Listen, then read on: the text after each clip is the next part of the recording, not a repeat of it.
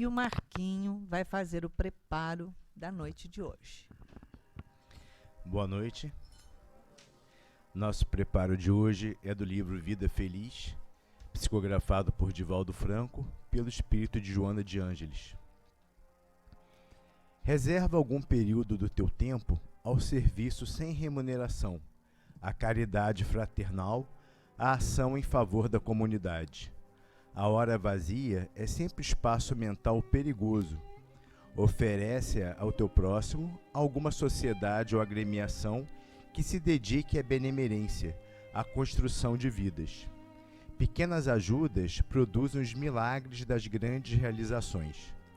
Jamais te escuses a esse mistério de ajuda desinteressada, não retribuída. Há muita aflição esperando socorro e compreensão. Todos conhecemos a máxima, fora da caridade não há salvação. E apesar da ajuda material ser muito importante, é através da doação do nosso tempo que exercemos a caridade plena.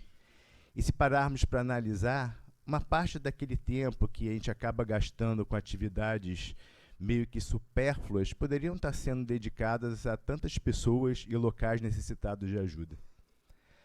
A caridade, como é uma forma de amor, também apaga uma imensidão de pecados. E assim resgatamos débitos dessas e de outras vidas, às vezes contraídos com pessoas diferentes das quais estamos ajudando. E que de outra forma poderíamos ter que resgatar através da dor. Podendo dessa forma, a gente consegue até amenizar as nossas próprias expiações. É importante a gente também saber que ao fazermos caridade, os primeiros beneficiados somos nós mesmos, pois acabamos tendo o retorno mesmo sem esperar qualquer retribuição. Criamos uma atmosfera, uma vibração positiva ao nosso redor que facilita a aproximação dos nossos mentores, que vão nos auxiliar e nos tornar mais aptos a realizar esses trabalhos. E essa mesma vibração vai dificultar com que possíveis obsessores se aproximem de nós. Fora de que várias pesquisas já comprovaram que aqueles que exercem a caridade no seu dia a dia são pessoas com uma disposição e uma saúde acima da média da população.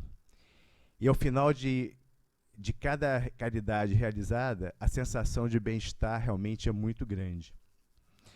E aquela ajuda que para nós pode parecer tão insignificante, para aquele que precisa, pode ser de uma diferença enorme. E como a Aracy sempre diz, a gente deve aproveitar que aqui mesmo na casa existem tantas oportunidades de trabalho que a ajuda de vocês todas será muito bem recebida. Boa palestra a todos. Jesus, Mestre amoroso, amigo, irmão incondicional, aqui nos reunimos junto de Ti, Senhor, buscando sentir a Sua presença ainda mais próxima, buscando sentir-Te dentro de nós, porque sabemos que estamos dentro de Ti. Pedimos, Senhor, que nos ilumine a mente, o coração, para que possamos compreender, através dos Seus ensinamentos, e modificar as nossas vidas, como pedimos a Joana de Ângeles, nossa mentora querida, que envolva a Cristiane Niero nos estudos que ela nos traz na noite de hoje. Graças a Deus.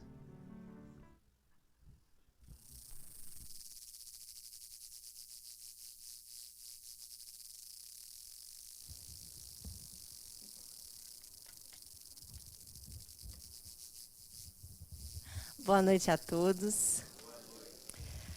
Que bom, né, gente? Casa alegre, né? Gente viva, né? Que bom, né? O pessoal responde. Vamos lá. É porque tem umas casas espíritas, você fala boa noite, você ouve o som do silêncio. Aí você pensa, tô médium, né? Porque parece que todo mundo morreu. Mas não. Só os encarnados falam boa noite, é pena que só ela vê, né? Tá vendo a ola espírita aqui. Os espíritos fazendo, oi, só ela vê. Mas vamos lá, gente. Como a gente não vê, vamos ficar com quem a gente vê. Hoje nos incumbe o tema que está contido no livro Plenitude, do espírito de Joana de Ângeles, pelo médium Divaldo Franco, E o capítulo que se intitula é Caminhos para a Saúde. É o capítulo 8. Eu vou explicar um pouquinho como é que Joana faz esse livro para a gente poder entender. Joana de Ângeles, ela é um espírito que a gente chama de vanguardista. Por quê? Se você pegar o Livro dos Espíritos, logo na introdução, você vai ver que Kardec ele coloca a seguinte frase, que a doutrina espírita é o estudo da sua alma e a sua condição pós-morte. E aí ele vai traçando N pareceres e vira e fala assim, é um absurdo pensar, portanto, que um exímio matemático ou um excelente anatomista possa ser um bom psicologista, vírgula. Não vê depois que a doutrina dos espíritos não é da alçada da ciência? E quando ele diz isso, ele coloca para a gente o espiritismo junto com a psicologia. Psique significa alma. Logia, estudo da alma. Então, nada mais, nada menos que nós estudamos aqui um tipo de psicologia. O estudo da nossa própria alma. Porque o espiritismo diz para a gente o quê? Você reencarna várias vezes e o seu objetivo nessas encarnações é evoluir. Ponto. E aí a gente fica com aquela cara de paisagem porque a pergunta que fica é, como?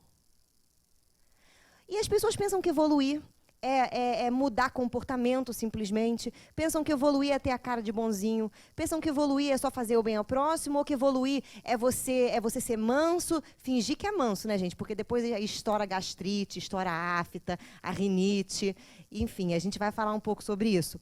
E o que é evoluir? A Joana de Ângeles, que é um espírito, né, que a gente brinca que os livros dela é uma autobiografia não autorizada da sua pessoa, porque você pega qualquer um para ler, ela começa assim. O espírito que sofre de ansiedade. Quem sofre de ansiedade aqui, por favor, levante a sua mão. Só para fazer uma conta rápida. Tudo bem, pode abaixar. Já contamos 100%. Ela diz, o espírito que sofre de ansiedade, vírgula. Vou falar para todo mundo, porque eu li, então se doeu em mim, vai doer em vocês.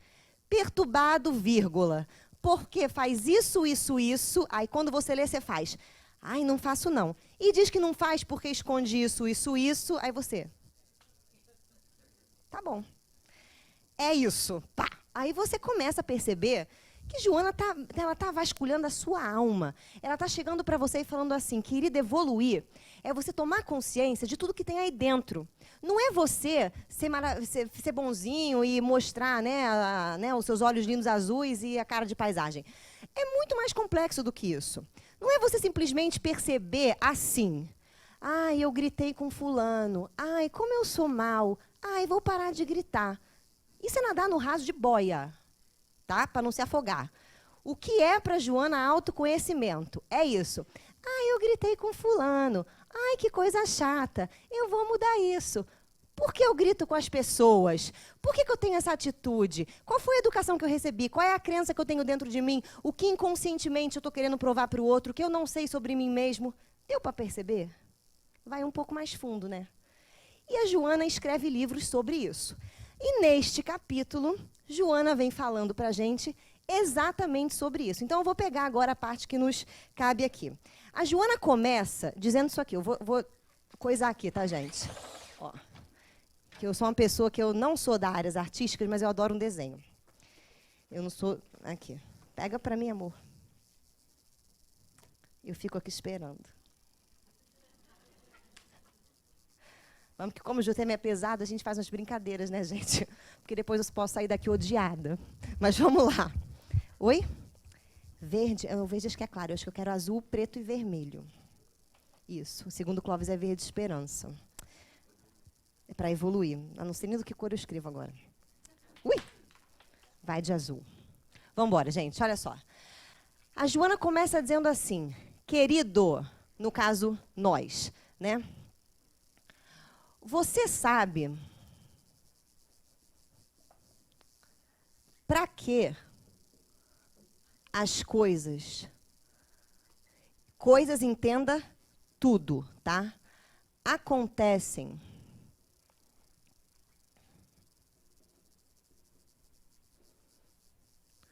na sua vida? perceba que ela não está perguntando por quê. Porque a doutrina já explicou. Porque você tem que encarnar para evoluir, patatá, lindo, vai encontrar Jesus, maravilha, ó, pão e bênção, tá? Agora, Joana pergunta, para que essas coisas acontecem? Vamos fazer um olhar minucioso. Amigo, quando você está doente, para que serve essa doença? Ah, para reparar meu erro. Não, tá raso, tá raso. A doença fala, a doença berra. O que você não faz conscientemente, a doença vai dar na tua cara, de uma maneira sutil. Né? Então, vamos lá. Quando você não sabe lidar com agressividade, você fica com a tosse do cachorro. Né? Já viu aquelas pessoas que ficam... Tá com a tosse do cachorro. Quando você não sabe digerir coisas que acontecem na sua vida, que você nem sabe por quê.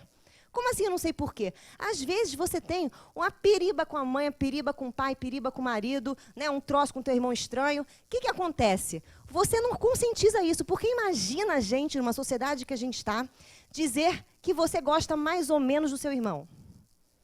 Primeira coisa que a gente lê no Evangelho, que você vai para onde? Umbral, direto.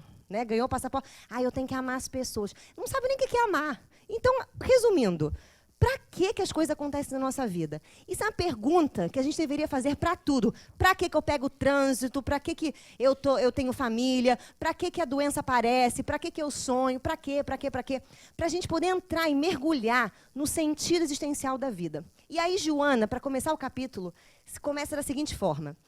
O sofrimento é via de redenção espiritual, em face ao incompleto desenvolvimento moral do indivíduo. Ou seja, ela está falando para você que a famosa dor aparece para você porque ela tem um sentido existencial. Sem a dor, você não para o que você está fazendo para poder se observar. Sem você se observar, você não sabe em que área ou que aspecto seu que você tem que fazer a tal da reforma? Isso, íntima. Aí o que acontece normalmente quando a gente tem a dor? A gente projeta a causa da nossa dor no outro e passa a observar quem? O outro. E quer reformar quem? Pronto. É isso que a gente faz. Porque a gente é o quê? Louco. Tá? Então aqui é como você é. Como eu sou, todo mundo é meu louco. Então, a Joana vem fazendo isso aqui. Aí vamos lá. Aí a Joana continua. Ou seja, querido insano, não faça isso. Vá por esta via que é bem melhor. E se você não gostou, aceita que dói menos. Tá? É uma frase que você vai tatuar no seu braço. Aceita que dói menos. Porque a partir do momento que você aceita, já tem um sentido você passar pela dor. Se você não aceitar, você ainda vai ficar pensando. Então aceita que dói menos. Joana está dizendo que o sofrimento tem que ter uma razão primorosa, importante, existencial na sua vida. E esta razão é fazer com que você observe coisas que estão, para ela, psicóloga, inconscientes. Tá? Coisas que estão inconscientes, que você ainda não viu. Beleza. Aí ela vai falando para a gente, até que ela chega num ponto que é crucial para a gente aqui falar também. A saúde integral, a paz, a alegria interior resultam da lucidez mental. Parou aí. A saúde integral resulta da lucidez mental. Então, você não vai sair daqui no seu feriado falando que você está doente porque o ar-condicionado está na sua cabeça. Você está doente porque você está sem o quê, amigo? Lucidez mental. Nossa, que tenso. É tenso, mas tem como resolver. Essa é a parte boa. Então, não fala, não, porque eu fiquei gripada porque eu botei a cara no vento. Não, entendeu? Então, se seu filho é meio estranho, quer ficar andando tá na puberdade, quer ficar andando de regata, deixa andar de regata. Se ele tiver sem lucidez mental, ele vai ficar doente. Mas se ele voltar normal, dê graças a Deus que a educação está sendo boa, né, gente? Essa é a outra parte. Então, vamos lá. Joana começa com isso. Então, ela vem dizendo, se você quer saúde, se você quer alegria, se você quer felicidade, foca na lucidez mental. O que é foca na lucidez mental? Começa a fazer essa pergunta e começa a fazer o que a Joana vai dizer que, quando você faz essa pergunta e responde e consegue achar aonde você tem que olhar para a sua vida, você está fazendo uma coisinha chamada autodescobrimento. E quanto mais você descobre alguma coisa, mais você amplia a sua consciência. Isso é evoluir. E aí, Joana de Ângeles diz que para a gente começar a fazer esse processo, e ela vai trazer quem aqui para a gente? Buda, né? Ela vai trazer Siddhartha, né? Ela vai falar que Siddhartha ele coloca para a gente 8 passos, e é sobre isso que o capítulo se foca, 8 passos para essa busca. Então, você vai sair daqui hoje com a receita de bolo de Joana, porque a Joana ela é tão boa com a gente que ela ainda dá cola de como evoluir, né, gente? Joana vem assim, querido, você não entendeu? É sério isso? Estamos na 25ª encarnação, você não entendeu? Pela misericórdia, leia a plenitude. Resumindo, não morre sem ler esse livro, pelo amor de Deus. Tá? Porque você vai morrer, o mentor vai chegar lá, você vai lá para o nosso lar, vai desencarnar, o mentor vai olhar para a sua cara e vai fazer assim. E aí você vai ficar com aquela cara, vai ficar se olhando assim, mas não foi Bailey. E depois vai dizer, eu avisei, eu falei, te cutuquei, assombrei a Iracira, se chamou você no atendimento fraterno, você foi lá, botei você no centro espírita, botei aquela mãe do demônio na sua vida, aquela mulher estranha, você não se observou, voltou para cá zerado, filho. Entendeu? Então, você não faz esse negócio. Então, hoje tem 8 passos para você seguir de maneira tranquila a sua vida, entendeu? Sem ficar louco. Então, vamos lá. Respira aí que vai começar os passos. Vamos embora. Vou deixar aqui a pergunta, que é a frase de efeito, para você não esquecer, tá? Pronto, vamos lá. Joana diz, primeiro passo para você começar a sua jornada é crer. Crer retamente. Aí você fala, o que é crer retamente? Querido, qual é a crença, o sentido que move a sua vida? Nós estamos numa casa espírita. E o espiritismo, ele é bem claro quando ele diz assim, querido, tudo que acontece na sua vida, acontece para você evoluir. Então, você não pode, em hipótese nenhuma, quando acontece alguma coisa que você não entende, ficar fazendo o quê? Ficar de mimimi. O que é mimimi?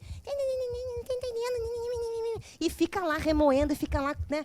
Não dá para ficar de mimimi. Se você crê nisso, na hora que aparecer aquele problema, aquele, sei lá, aquele dragão que você tem que lutar, você vai olhar para ele e vai falar assim, Deus me disse, desce e arrasa, e eu vim arrasar você. Sim, você vai olhar para o seu desafio e vai falar, mato no peito, cabeceio e faço gol. Não vai olhar para o problema e falar assim, né? Ai, gente, não sei o que eu faço. Ficar louco. Você não vai ficar louco, não vai botar culpa em ninguém. Você vai falar, se isso está acontecendo com a minha vida, o responsável por isso sou graças a Deus. Porque significa que existe alguém que é por mim. Quando Deus coloca os desafios na nossa vida, Ele não coloca lá porque Ele tem um post seu e um voodoo seu no armário e fala assim, vou acabar com a tua vida, porque eu criei você, mas criei errado. Entendeu? Então, quero acabar com você. Ele não faz isso, gente. Ele olha para você e fala assim, eu te amo tanto que eu quero que você ganhe lucidez, filho. Tá difícil? Então, vamos botar aquele problema lá, porque talvez você pare o caminho que você está levando e pense, né? E momento filosofia. Ó céus, né? Para que a existência? E aí você consiga trabalhar. Então, Joana diz, importantíssimo trabalhar no que você crê. Se eu tenho uma crença positiva, tá? Uma crença positiva acerca dos desafios que acontecem na minha vida, o que vai acontecer? Eu não vou sofrer. E a Joana diz que essa crença motiva a gente em qualquer momento da vida. Tá ruim? Tá. Mas tem uma razão. E essa razão sou eu. E essa razão é por mim. E isso acontece para minha transcendência, para minha evolução, para o meu ganho de consciência. Não posso desdenhar, só tenho a agradecer. Essa é a primeira crença. Aí a Joana diz, a partir desse momento, você passa para o segundo passo. Eu não posso fazer assim porque eu estou sem a unha feita. Então, vocês não estão vendo isso, tá, gente? É que o dedinho não está feito. Perceba que eu tirei o esmalte, gente. Está ridículo. Aqui. Está feio, estranho, né? Parece que eu não tenho dedo. Mas eu tenho. Foi só um momento para descontrair. Vamos voltar aqui. Porque são 8, gente. São 8, é pesado. A segunda, depois do crer, é querer. Aí ela vem.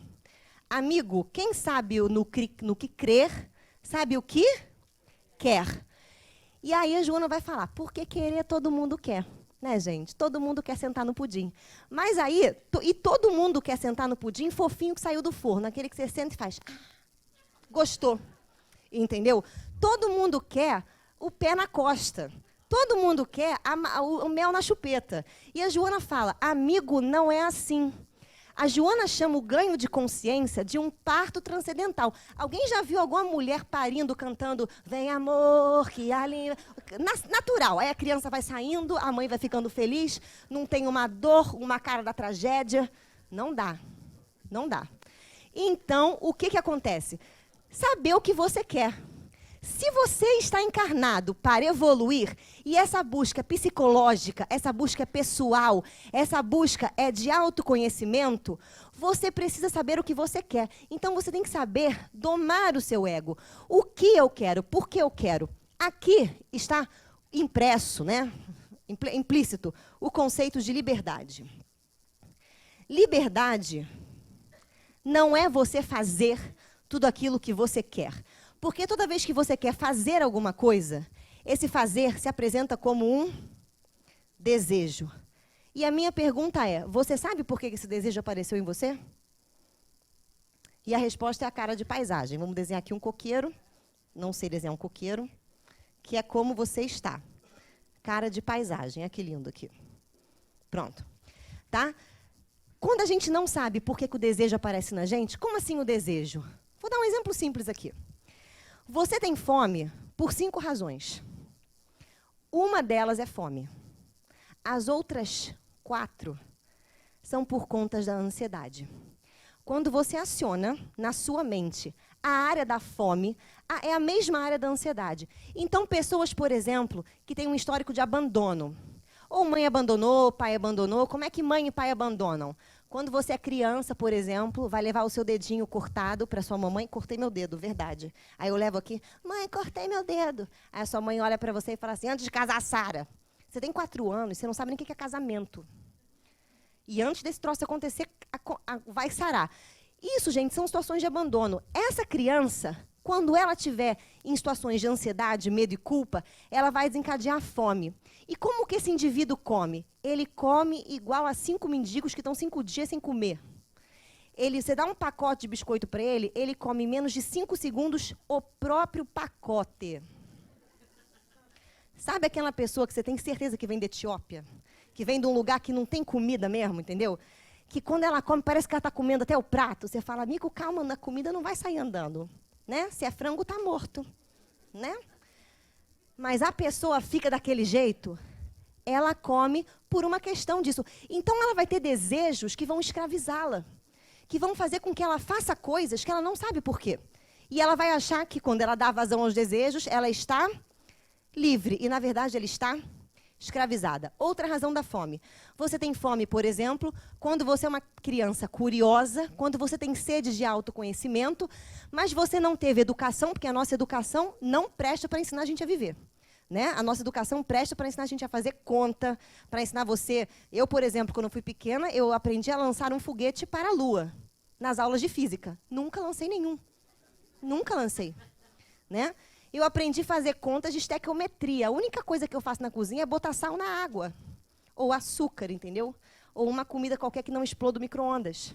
Coisas assim. E eu sou de humanas. Vocês que são de exóticas, aprenderam, por exemplo, sei lá, quantas batalhas Napoleão fez. E o que você fez com isso? Nada. Não fez nada. Ou seja, mas você não aprendeu na escola a aprender a viver. Aí depois todo mundo vem para cá, para casa espírita, porque está deprimido, porque está muito doido, porque está com perturbação. Mas isso na escola a gente não aprende. Então, essas pessoas vão ter fome de informação, fome de para que eu estou vivo. Só que elas não sabem, tá? E aí essas pessoas comem o quê? Doce, calorias em excesso, fritura, gordura, a própria boca, as unhas, o amigo do lado... Né? Ela tem a boca nervosa, sabe aquela pessoa que... E o doce é a maravilha para ela. Doce, tudo que é calórico, ela vai gostar. A caloria é luz. Luz é conhecimento. Ela come porque ela não é livre de si mesma. Outra coisa que a gente come quando a nossa vida não está boa, e a gente come porque a gente tem vazio existencial. Quando você come, você libera certos neurotransmissores que dão aquela sensação de... satisfação, relax. Aí você come para ficar como? Relax. Ou você come, essa é a última coisa, graças a Deus. Quando você tem a baixa, né, a sua autoestima não existe, mas a baixa estima está lá no alto, bombando no seu eu, né? Você come para se dar um agrado. São as mulheres que têm dificuldade de se valorizar, passam em frente à cantina, olha aquele brigadeiro e fala assim, não essa cantina daqui, tá? Que aqui tudo nada engorda. Mas as cantinas lá de fora, elas passam e falam assim, ai, eu mereço, vou me dar um agrado. Ah lá, amiga, você merece o brigadeiro que você vai comer, vai ficar em forma de brigadeiro. Vai olhar no espelho, não vai caber na calça, vai ficar mal, mas você merece. Doida, né? Ou seja, nós não somos livres das nossas querências. E a Joana fala, se você não tem uma crença que norteie sua vida, muito menos você vai ter uma crença, alguma coisa para descobrir o porquê que você quer as coisas.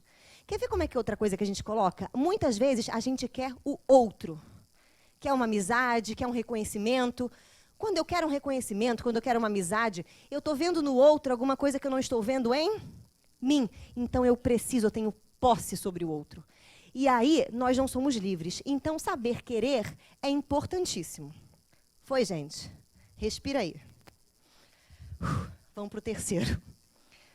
Joana diz que o terceiro é o falar. Esse aqui é o que eu mais gosto. Falar. Adoro essa parte, eu faço muito bem, gente. Falo mesmo. Mas aí, depois que eu li Joana, eu descobri que eu falo tudo errado. Né? Porque a Joana diz o seguinte, as pessoas falam.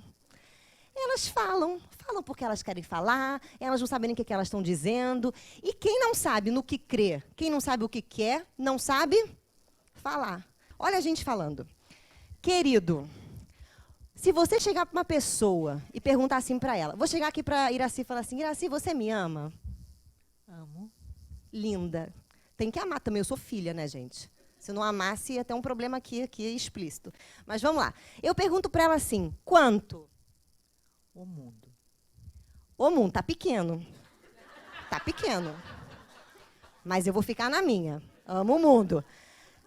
Quando ela fala que ela me ama o mundo, eu tenho ideia do quanto amor existe dentro dela por mim? Eu falei que era pouco, mas para ela o mundo fala que é grande. Muito grande. Viu? É muito grande o mundo para ela. Então, o que eu estou querendo dizer para você? Que esse amor que ela sente por mim, ela gera e só ela sente. Eu vou saber quanto é esse amor? Então, se a sua esposa chegar para você e perguntar, amor, você me ama? E você disser, sim. E ela disser, quanto? Você fala, louca. Louca. Sabe por quê, amiga? Porque amor é o que gero, amor é o que sinto, só eu sei, você não vai saber, aceita que dói menos. Aí cabe essa frase. Cabe. Entendeu? E aí, o que vai acontecer? Amor, por exemplo, é uma coisa que você gera e que você sente. E a raiva? Ah, olha como a gente é meio esquizofrênico. A gente vira pro outro e fala, fulano me irrita. Fulano é Harry Potter agora. Tem um Z na testa, uma vara de condão, chega em você e faz suprarrenal, acionar, pá! Aí libera a sua adrenalina, você fica muito louco, muito louco, muito louco, fica com raiva e a culpa é dele. Se emoções e sentimentos você que gera e só você que sente, por que a raiva é o outro que me gera? Porque eu tô doida. Só pode ser. Não é o outro que me incomoda, sou eu que me incomodo com o outro.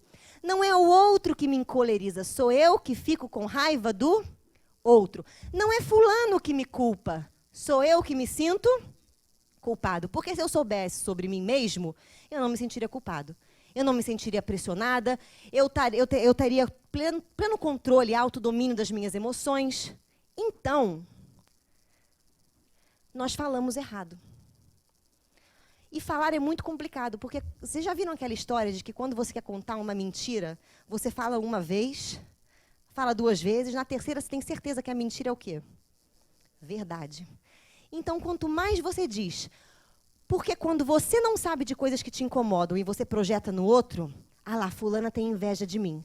Você pode ter certeza que o problema é seu. A fulana não tem nada. A fulana é só um espelho onde você precisa projetar para ver o que está em você. E nós continuamos falando que é a fulana que tem o quê? Problemas. Então, a gente fala errado. E falar errado é crer errado, querer errado, e aí esbagaçou tudo.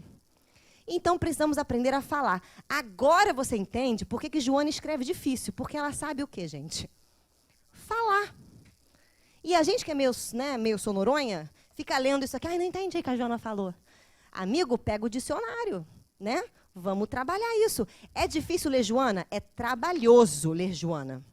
Não é um livro, não é um gibi da Mônica, não é uma revista Caras. Você não vai ler fazendo a unha, entendeu? Porque cada leitura é uma emoção, então você pode puxar a mão, tirar a mão, perde a unha, certo? Então, assim, é trabalhoso, mas ensina a gente a aprender a falar, querer, crer. Foi? Respira aí que tem mais 4, mais 5, né? A pessoa que não é de exatas não sabe fazer conta. O quarto, vou botar aqui assim. Joana diz que o quarto é operar. Operar, aí o médico fica feliz, né? Aí eu sei, não é essa a operação, tá, filho? Não é isso. Operar é fazer. Quem sabe no que crê, sabe o que quer, por isso sabe falar, por isso sabe fazer, sabe como se comportar. Agora você entendeu por que no começo da palestra eu disse que reforma íntima não era simplesmente mudar o seu comportamento, era mudar a sua estrutura. Porque comportamento é reflexo da sua estrutura. E aí Joana vai falar um negócio muito doido aqui pra gente, que eu vou ler para vocês, que eu separei, da caridade. Ela fala o seguinte: caridade, que é amor na sua expressão mais elevada, para ser real, exige a iluminação de quem pratica. Iluminação é você estar ciente sobre si mesmo, é ter autoconhecimento. Ou seja, para a sua ação caritativa ter valor, ela tem que fazer com você tem que estar como? Iluminado. E ela continua: por isso, verdadeiramente, a sua, que é a ação da caridade, é uma ação de profundidade, que exige requisitos especiais. Requisitos especiais. Ou seja, eu venho para o centro espírita, vou no Seara de Luz, evangelizo aquelas crianças que têm o demônio no corpo, porque a criança tem uma fase que ela tem mesmo o demônio no corpo, né, gente? Ela tem, que começa com os 3 anos, termina com 12. Nessa fase, é a fase que você briga com o capeta, você invoca a fúria dele e vem na criança. Então, é a fase que a criança é meio tomada. Aí você vem para evangelização, vai lá na sala do Clóvis, né, Clóvis? O Clóvis ele é especialista nessa área da criança dominada. E aí você vai, tá lá, você faz seu trabalho, volta para casa, senta na cadeira e fala assim: pronto, acabei, fiz minha parte. Aí o teu mentor olha para você e faz assim: amigo, e o passo 1? E o passo 2? E o passo 3? Você está fazendo sem fazer isso aqui? Sabe o que vai acontecer no seu Credit Karma? Vai entrar -1. Vai entrar lá no Credit Karma. Porque tem gente que acumula, né? Acha que fazer o bem vai contando bônus horas. E aí você fica fazendo Credit Karma, né? Aí na outra vida você pode negociar os karmas, né? Negociar, né? Não vou vir com essa esposa não, porque eu tenho aqui uma conta bancária muito boa. Então, assombração só na próxima, né? Não funciona assim. E aí, vamos lá. Depois de operar, a Joana fala que o 5º passo é viver. Vamos colocar o 5º aqui, viver. E aí é muito óbvio. Se você sabe o que você crê, sabe o que você quer, porque você se pergunta sobre os seus desejos, busca a razão de tudo, sabe falar, porque você agora começa a ter atenção no que você fala para o outro, como você se refere aos seus sofrimentos, se você se vitimiza, se você não se vitimiza, você sabe como se comportar. Por isso você sabe viver. E aqui é o passo dos titãs, né, gente? É preciso saber viver. Ah lá, lindo. Titãs, né? Isso. Aquela musiquinha que toca no final do Congresso do Seja. É preciso saber viver. Então, ele leu Joana e fez a música, né? Só que só falou do 5º passo. Então, é exatamente isso. Aí você aprende a viver. A Joana fala que aí você cria na sua vida um modus operandi. Você não sabe o que é isso, que você não fala latim nem eu? Então, vamos traduzir. Você cria na sua vida uma filosofia para se viver. Uma eterna busca. Um estado de vigilância constante. Porque você está o tempo inteiro se ajustando na sua crença, ajustando aquilo que você quer, aprendendo a falar, porque você não pode mais mentir acerca de você mesmo, você está buscando a sua justiça, ser verdadeiro. Você aprende a se comportar, você sabe viver. E aí a Joana fala que depois disso, você passa a se esforçar. Se esforçar por quê? Porque, querido, como que você aprendeu? Como é que você aprendeu a tabuada? Você chegou um dia na escola, a professora botou a tabuada no quadro, você aprendeu, foi para casa, dormiu e nunca mais esqueceu, né? Não. Você sofreu, depois você tirou 0 na prova, depois você começou gradativo, né? Tirou 0, tirou 5, apanhou em casa, tirou 8, né? E por aí foi. Ou seja, para você aprender, você precisa repetir as experiências. Então, nós precisamos repetir. Por isso que você tem que se esforçar. Porque para você poder manter os 5 passos, a sua mente tem que estar como? Vigilante, focada, ou ela tem que estar como, né, gente? Sentada na praia tomando água de coco. Fala comigo. Obrigada. Isso, vigilante e focada. Então, esse é o esforçar-se. E aí ela continua, porque não acabou. Eu falei que são 8, só tem mais 2, graças a Deus, né? E vamos lá. O 7º passo que ela coloca aqui para a gente é o pensar.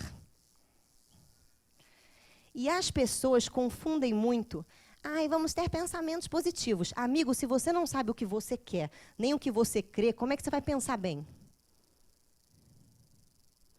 Vou dizer um pensamento positivo. É duro, mas eu vou dizer. Se Deus faz com que o universo conspire para que eu ganhe consciência, para que eu peço proteção? Eu estou pedindo proteção do quê? Da minha própria vida? Proteção da minha própria consciência? Ah, para eu não morrer. Amigo, a morte não existe, você é espírita. Ah, para eu não sofrer. Joana diz que o sofrimento, vou ler de novo aqui para você não ficar mal. Aqui, ó.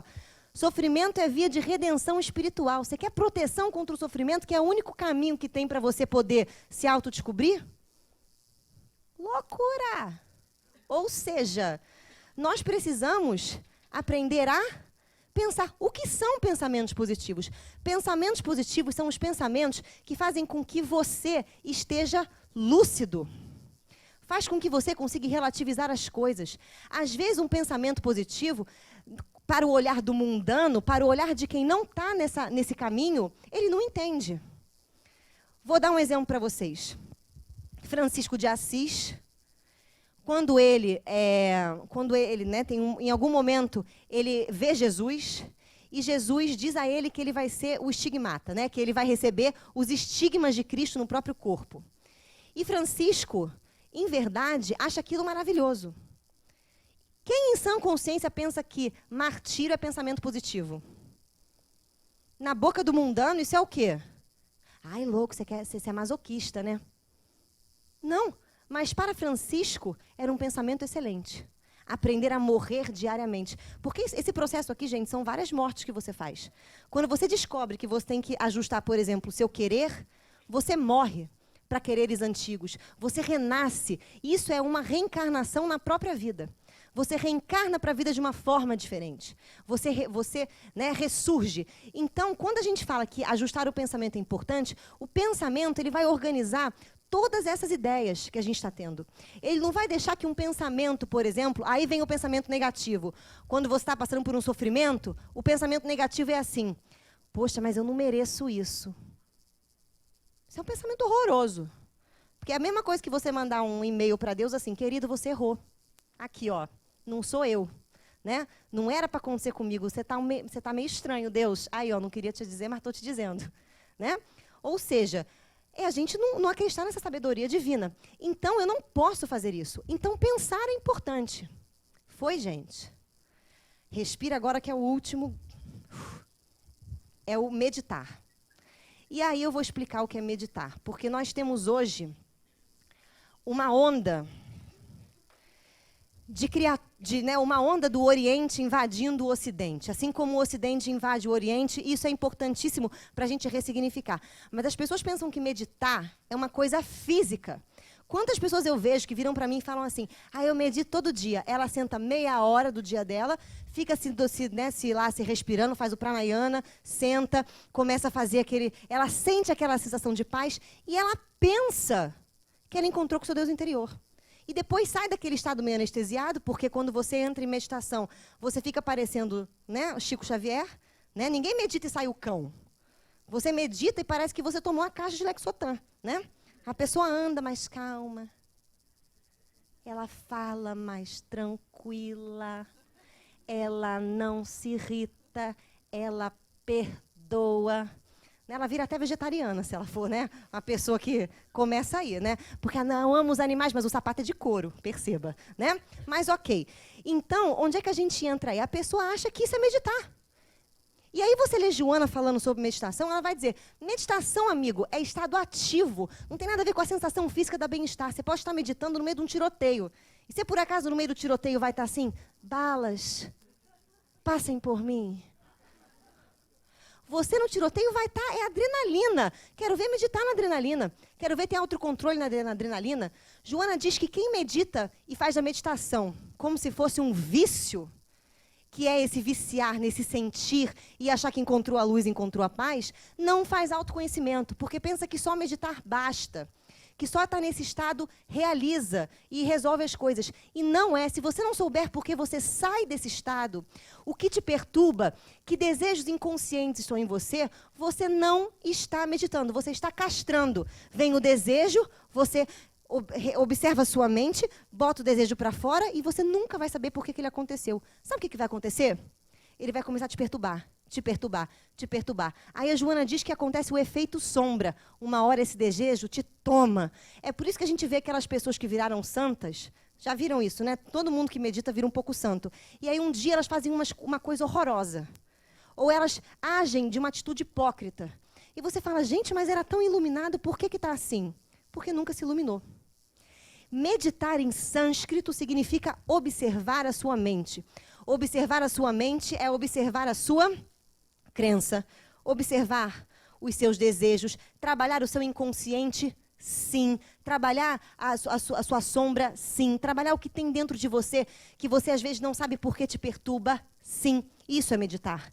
É aprender a falar, é aprender a comportar-se, e não se comportar porque você entrou no estado de bem-estar físico. E a Joana fala, é você aprender a viver, é aprender a pensar, é aprender a se esforçar, é aprender a meditar. Esses são os 8 passos que Buda coloca para a gente nesse caminho de redenção. Aí as pessoas olham para isso e falam assim, é difícil. Gente, não é difícil, é trabalhoso. É trabalhoso, é um trabalho diário. É todos os dias você acordar e falar a você mesmo. As crenças que te motivam, é você ler sobre isso, é você não perder o seu tempo fazendo outra coisa. É lógico que você pode ter os seus momentos, o seu momento de ócio, o seu momento de lazer, mas que se seu lazer, se você for uma pessoa que está nesse caminho, o seu lazer é produtivo. Mas se for uma pessoa que esquece, o lazer não é produtivo. Vou contar uma experiência que aconteceu aqui com a gente, né, para a gente poder pensar. Nós fomos numa viagem, né, falar sobre meditação e falar sobre, né, Francisco de Assis e Clara de Assis, e foi maravilhoso. Em algum momento nessa viagem, algumas pessoas que estavam nesse caminho da meditação deram um BO ali no sistema, né, e encheram a cara. E você fala, mas amigo, você não medita? Você está bebendo para quê? Porque o sábio faz tudo sem apego. E você sabe da sua sabedoria? Você sabe por que você foi buscar isso? E a resposta não vinha. Então a meditação estava errada, esse caminho não estava sendo feito. Então o que a gente coloca aqui, que Joana vem dizendo, é exatamente isso. É importante que nós sejamos sinceros conosco próprio. Que a gente seja, né, que a gente entre nesse caminho e que a gente persevere. A gente vai cair? Vai. Quando você aprendeu a andar, você saiu correndo, sua mãe te botou no chão, você saiu correndo, igual a criança louca. Não, você caiu, na verdade, deu trabalho, chorou, né não? Eu não chorei muito, eu fui uma criança maravilhosa. Mas o meu irmão, né? Mentira, gente, eu fui o cão, eu fui o capeta, quase. Aí você tem esse cabelo louro por causa de mim. Porque não era louro, entendeu? Então, quando a gente para fazer esse pensamento daqui, gente, é um trabalho de resgate pessoal, é um trabalho de encontro. E para você poder fazer isso aqui, você tem que ter muito autoamor. A gente tem que tirar aquela crença que nós temos, porque espírita, quando ele entra para o espiritismo, ele gosta da coisa. Mas o espírita entra com um complexo de inferioridade muito grande, porque ele não gosta do espiritismo, a parte bela. Ele gosta de falar assim, porque nós somos muito ruins, né? A gente é muito... Ele fica se depredando, né, o tempo inteiro. Ao invés de falar assim, querido, tá no inferno, abraça o capeta. Tá encarnado? Encarna direito, entendeu? Faz o processo, não fica sambando aí à toa, sabe? Vai dançar música, dança de um jeito direito. A gente fica com medo de fazer isso porque a gente tem culpa. E a Joana diz que essa culpa que a gente carrega faz com que a gente ouça coisas do tipo. Uma vez, inclusive, Iraci estava junto, uma espírita de muitos anos virou para mim e falou assim, não, porque todo mundo que morre vai para um umbral. Eu olhei para ela e falei, se você quer ir, você vai sozinha. Eu não vou para um umbral. Não, vai sim. Eu falei, não vou não. Ela vai sim, porque todo mundo vai. Eu falei, querida, você pode ir, porque quando você estiver lá nadando naquela poça, eu vou estar linda com uma túnica branca, branca não, rosa, brilhante, com uma estrela na ponta lilás, vou estar passando, linda, e vou estender a mão para você e falar, come to me if you want to be alive, entendeu? E aí, você vai sair do umbral. Mas eu não vou para o umbral. Aí ela perguntou assim, mas como é que você tem tanta certeza que você não vai para o umbral? Eu falei assim, porque eu tatuei no meu corpo, e tatuei mesmo aqui no meu pezinho, escrito plenitude.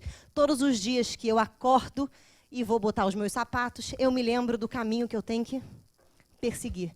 Ou seja, criem para vocês situações, não precisa tatuar não, tá, gente? Né? Não precisa tatuar não. Depois já falar que eu fui para casa espírita, aprendi a fazer tatuagem, tatuei aqui o evangelho, ó. Pelo amor de Deus, não precisa, né? Não é isso. Você tem que, de alguma maneira, botar para dentro de você esses passos, que são importantíssimos.